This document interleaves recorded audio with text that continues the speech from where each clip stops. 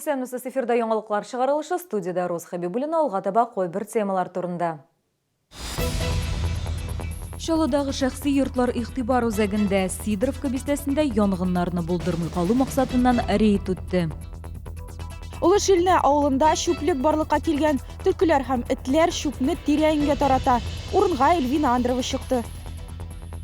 Чаллыда гараж кооперативларын сүтү буенча эшләр дәвам итә. Гараж оешмасы әгъзалары булган шәһәрдәшләребез белән Лилия Гатина очрашты. Төтен чыгу юлларын сыйфатсыз чистарту, вентиляция булмау, электр үткәргечләрнең начар торышы.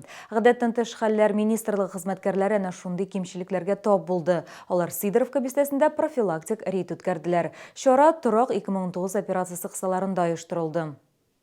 Сидоровка бистәсендә иске шәхси йортлар шактый күп. Аларны белгечләр беренче чиратта тикшерә. Рейд барышында халыкка янгын куркынычсызлыгы кагыйдәләре турында сөйлиләр, кимчелекләрне күрсәтәләр. Хезмәткәрләр әйтүенчә, аз вакытка гына да караучысыз калган электр җиһазлары яки плитәдәге ризык янгын чыгуга сәбәп булырга мөмкин. Газовая плита стоит, да? Вот. Такие шторы не должны висеть близко. Так, вот то, что вы вот так вот прикрыли, это хорошо, да?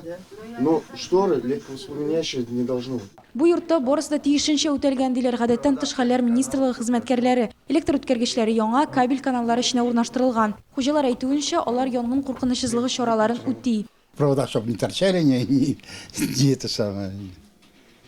А скруток нет у нас все на этом, на штекерах. Янгын гадәттә мич һәм электр җиһазларының төзек булмау аркасында килеп чыга. Рейд барышында белгечләр йорт хуҗаларына кагыйдә бузу очракларын күрсәтә. В некоторых домах отсутствовали вытяжки, были запущены, захламлены, посторонние предметы стояли. Также над газовыми плитами сушились легковоспламеняющие материалы, то есть тряпки и так далее. Рейд барышында гадәттән тыш хәлләр министрлыгы хезмәткәрләре янгын куркынычсызлыгы кагыйдәләре турында искәртергә онытмый. Эльвина Андрова, Елена Камалова, Сергей Вильданов, яңалыклар. Тукай районының Улы Шилне авылы янында шүплек барлыкка килгән халык башлангычы иҗтимагый хәрәкәте активисты безнең редакциягә ярдәм сорап мөрәҗәгать итте. Җирле халык шүпчәрнең каян килеп чыгуына аптырый. Бу хәл белән ничек көрәшергә урынга безнең төшерү төркеме чыкты. Биредә көн күреш калдыклары төзелештән калган чүпчәр һәм хайван сөякләре өелеп ята. Сөякләрне инде төлкеләр һәм этләр кимергән. Алар йырткан пакетлардагы чүпчәр җил белән тирә-якка тарала. Шүплек өч атна элек барлыкка килгән дип раслый Юрий Раздьяконов. Ират сүзләренә караганда, башта бу урында сөякләр пәйда булган. Аннары бирегә башка калдыкларны ташлый башлаганнар. Активистлар бу җирлектә карантин игълан итәргә туры килмәс микән дип борчыла. Высыпали ночью, потому что вот вечером их не было, этих костей. Утром кости появились, и мы не знаем, откуда эти привезенные кости, где эти документы. Никто же не ложит, что документы хорошие, кости съедобные. Хәлне аңлату өчен без экология министрлыгына мөрәҗәгать иттек. Биредә шүплекнең даими барлыкка килүе турында хәбәр иттеләр. Соңгы тикшерү вакытында да биредә мөгезле эре терлек сөякләренә тап булганнар. Шуңа бәйле рәвештә экологлар урынга ветеринария хезмәте белән чыккан. На этом месте устанавливались и фотоловушки, и силами добровольцев сельского поселения проводились там дежурства, но на тот момент нарушений не было. Без мөрәҗәгать иткәннән соң бу хәлне контрольгә алдылар һәм административ хукук бузу буенча эш кузгаттылар. Белгечләр сүзләренә караганда, мондый шүплекләрнең барлыкка килүе куркыныч нәтиҗәләргә китерергә мөмкин. Кимерүчеләр, яушлы авырулар барлыкка килә, туфрак һәм сулыклар пычрана. Хукук бузучыларны тапкан һәм хукук бузу фактын теркәгән кешеләр өчен 1200 сум күләмендә бүләкләү күздә тотыла.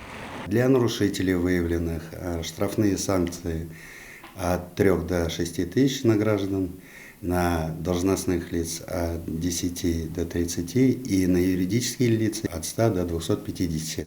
Рөхсәтсез шүплекләр ачыкланган очракта экология министрлыгының кайнар элемтәсенә мөрәҗәгать итәргә кирәк. Оператив төстә бригада урынга чыгачак. Эльвина Андрова, Ленар Султанов, яңалыклар. Бір гаиләдә яшәүче балалар хәзер бер бакчага һәм мәктәпкә йөри ала. Бу хакта тиешле законга Россия президенты Владимир Путин кул куйды.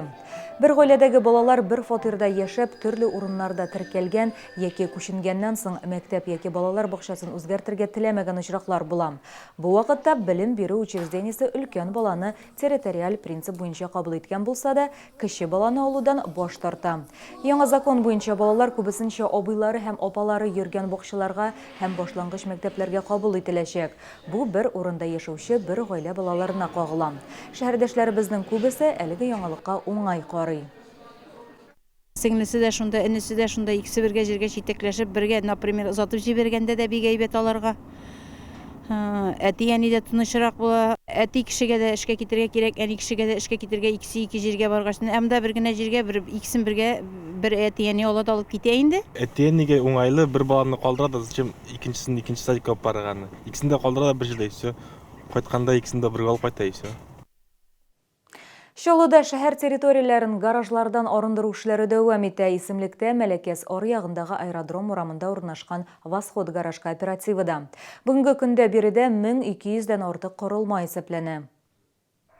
Восход гараж төзелеш кооперативы әгъзалары аптырашта. Кооперативка керү юлында ук аларны бер дә көтелмәгән эчтәлекле игълан каршы ала. Анда шәһәрдәшләргә 2020 елның маена кадәр җир кишерлекләрен бушатырга кирәклеге хакында хәбәр ителә. Бирдә гараж оешмасы әгъзалары яшелчә, кышка әзерләнгән ризыклар һәм төрле техника саклый. Биналарны сүтү турындагы яңалык шәһәрдәшләрне сөендермәде. Мин машина монда тора, например. Ну, күпләрнең машинасы монда тора, күбесендә тора, тута инде. Теге өйдә бит бик әйберне тотып булмый, шушында күчерәләр. Удобно була, и погреб монда базлар да бар, бәләңгеләр шушында тотабыз. Хәзер менә кая барырга. Бүтән кешегә аны хуплап тормый инде, бу битендә шул мәгънәсезлек. Безнең Татарстанда җир үтмәгән бит, нәрсәгә монда кузгатырга безне. Монда бит 1000-нән артык гараж тора, 1000-нән артык, 1000 семья. Аның базы бар. Аның әйберләре тора шунда, уларны атнасынан килеп, ашарны алып кайтып китә базардан тегесен. Восход гараж төзелеш кооперативы рәисе Владимир Стрикун хәлгә ачыклык кертүдән баш тартты. Бортик җәмгыятьнең 1978 елда төзелүе билгеле. Ике як ризалыгы буенча килешү ел саен озайтылды. Шәһәр хакимияте хәбәр итүләренчә, 2014 елның июнендә килешү вакыты чыккан, ә 2016 елның май аенда кооперативка килешү үзелүе турында хәбәр ителгән. 2017 елның гыйнварында суд карары буенча Восход кооперативыннан 377 мең сумнан артык бурыч түләттереп, аренда килешүен үзділер. Дома не составили. Вот мы покупаем новые гаражи. 37-нче микрорайонда защита гараж төзелеш кооперативында да шул ук хәл. Суд карары нигезендә 2019 елның ноябрендә защитага 464 мең сумга якын бурыч түләттерелгән һәм аренда килешүе үзелгән. Чаллыда гаражларны сүтү эше октябрь айында Комсомольский гараж төзелеш кооперативыннан башланды. Бирдә шәһәрдәшләр үз металл корылмаларын 2020 елның июненә кадәр сүтеп бетергә тиеш. Шәһәр мэриясендә хәбәр итүләренчә, гараж кооперативы әгъзалары өчен компенсациялар каралмаган. Лилия Гатина, Фәнис Ихсанов, яңалыклар. Тиздән яңа ел җитә, димәк, Удмуртия күргәзмә үзәге оештырган бәйрәм ярминкәсенә барырга вакыт. Тәмледән тәмле ризыклар, барлык гаилә әгъзалары өчен дә уңайлы кием һәм әлбәттә якынлашып килүче бәйрәмгә бүләкләр. Ярминкәдә һәркем күңеленә хуш килгән товарны таба алачак. Тулырак мәгълүмат алдагы сюжетта. Яңа ел ярминкәсендә товарларның киң ассортименты тәкъдим ителгән. Биредә сыр, ит һәм балык деликатеслары, татлы ризык яратучылар өчен бал, мармелад, шербәт һәм хәлвәнең дистәләгән түре. Тәмледән тәмле чәй сортлары да бар. Бик зур ярмарка. Хәлвә алдык, носки алдык җылы балаларга.